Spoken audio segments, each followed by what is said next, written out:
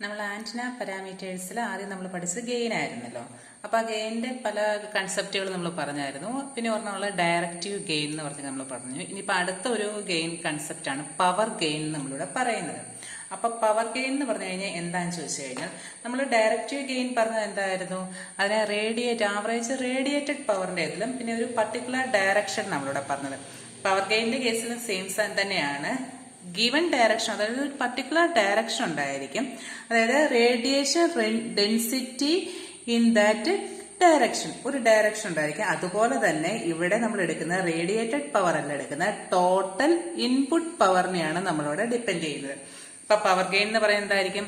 Ratio of radiation intensity in that direction to the average total input power എന്നാണ് നമ്മൾ പറയുന്നത്. അപ്പൊ നമ്മൾ നേരത്തെ പറഞ്ഞപ്പോഴത്തേക്ക് അതിവിടെ ഡിപ്പെൻഡ് ചെയ്യുന്ന ഫാക്ടേഴ്സ് നമ്മൾ പറഞ്ഞായിരുന്നു റേഡിയേറ്റഡ് എനർജി ആണ്. നേരത്തെ എന്ന് പറയുന്നത് ഡയറക്റ്റീവ് ഗെയിനകത്ത്. അപ്പൊ ഇവിടെ ഡിപ്പെൻഡ് ചെയ്യുന്ന ഏതിനൊക്കെ ആയിരിക്കും? ഇൻപുട്ട് പവറിനെ ഡിപ്പെൻഡ് ചെയ്യുന്നുണ്ട്. അതുപോലെ തന്നെ ആന്റിന ലോസസ് ഇവിടെ ഡിപ്പെൻഡ് ചെയ്താണ് നമ്മളിവിടെ വരുന്നത്. അപ്പൊ ഇവിടെ പറയുമ്പോഴത്തേക്ക് നമ്മൾ പവർ ഗെയിൻ എന്ന് പറഞ്ഞ് എഴുതുമ്പോഴത്തേക്ക് radiation intensity in given direction divided by average total input power, ഇതാണ് പവർ ഗെയിന്റെ ഡെഫിനിഷൻ വരിക. നമ്മളത് ഫോർമുലയായിട്ട് എഴുതുവാണെങ്കിൽ ഫൈ ഓഫ് ഒരു ഗിവൺ ഡയറക്ഷൻ വരുമ്പോൾ എന്തായിരിക്കും? തീറ്റ സൈ ആംഗിൾ ഉണ്ട് ഡിവൈഡഡ് ബൈ ഇവിടെ എടുക്കുന്ന എന്താ? ടോട്ടൽ ഇൻപുട്ട് പവർ എടുക്കുന്നത്. അപ്പം WT ബൈ 4π ആണ് എടുക്കുക. അപ്പൊ നമുക്കറിയാം WT എന്ന് പറയുന്നത് WR പ്ലസ് WL ആണ്. നമ്മളൊരു ടോട്ടൽ പവർ ആണെങ്കിൽ റേഡിയേറ്റ് ചെയ്ത് പോകുന്നുമുണ്ട്, അതുപോലെ തന്നെ കുറച്ച് ലോസസ് വരുന്നുമുണ്ട്. അതാണ് WR പ്ലസ് WL എന്ന് പറഞ്ഞു കഴിഞ്ഞാൽ. WR നമ്മൾ ഓൾറെഡി തന്നെ പറഞ്ഞു കഴിഞ്ഞതാണ്. അപ്പൊ WT എന്ന് പറഞ്ഞാൽ ടോട്ടൽ ഇൻപുട്ട് പവർ, WL എന്ന് പറഞ്ഞാൽ നമ്മുടെ ലോസസ് ആണ്, ഓമിക് ലോസസ് ആണ് നമ്മളിവിടെ എടുത്തേക്കുന്നത്. ഇനി ചില കേസിലാണെങ്കിൽ നമുക്കൊരു ഇക്വേഷൻ ഉണ്ട്, GP is equal to ഈറ്റ ഇൻറ്റു GD എന്നാണ് പറയുന്നത്.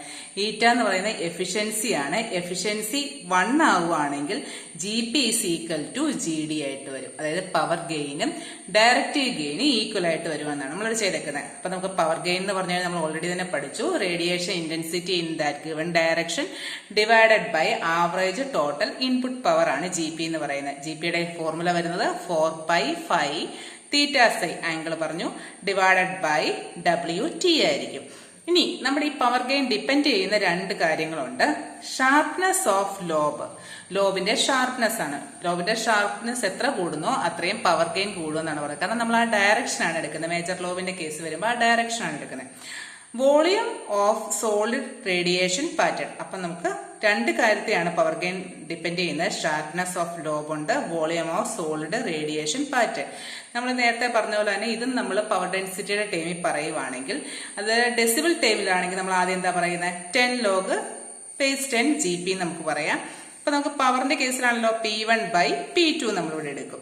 അപ്പൊ P എന്ന് പറഞ്ഞു കഴിഞ്ഞാൽ പവർ ആണ്. പവർ നമ്മൾ നേരെ വോൾട്ടേജിന്റെ ടൈമിലേക്ക് വരുമ്പോൾ നമുക്കറിയാം P is equal to V square by R എന്നുള്ള V square R എന്നുള്ള നമുക്ക് കണ്ടീഷൻ എടുക്കുമ്പോഴത്തേക്ക് P is equal to V square by R എന്നുള്ള കണ്ടീഷൻ നമുക്കറിയാം.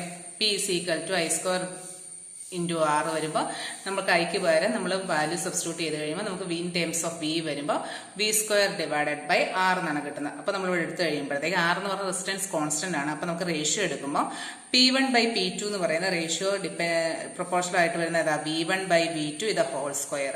അപ്പൊ നമുക്ക് GP എന്ന് പറയുന്ന power gain in terms of voltage നമ്മൾ പറയുമ്പോൾ 20 log base 10 V1 by V2 എന്ന് പറയും. ഇതൊരു ഇതിനുള്ള പവർ ഗെയിൻ ഉള്ള ഒരു ഇക്വേഷൻ ആണ്. മെയിനായിട്ട് നിങ്ങൾ അറിയാമല്ലോ, നമ്മൾ പറഞ്ഞത് ഇൻപുട്ട് പവറിനെയും പർട്ടിക്കുലർ ഡയറക്ഷനും. ഇതാണ് ഡയറക്റ്റീവ് ഗെയിൻ തമ്മിലുള്ള ഡിഫറൻസ് നമ്മളിവിടെ എടുക്കാൻ വേണ്ടി പോകുന്നത്. Okay, thank you.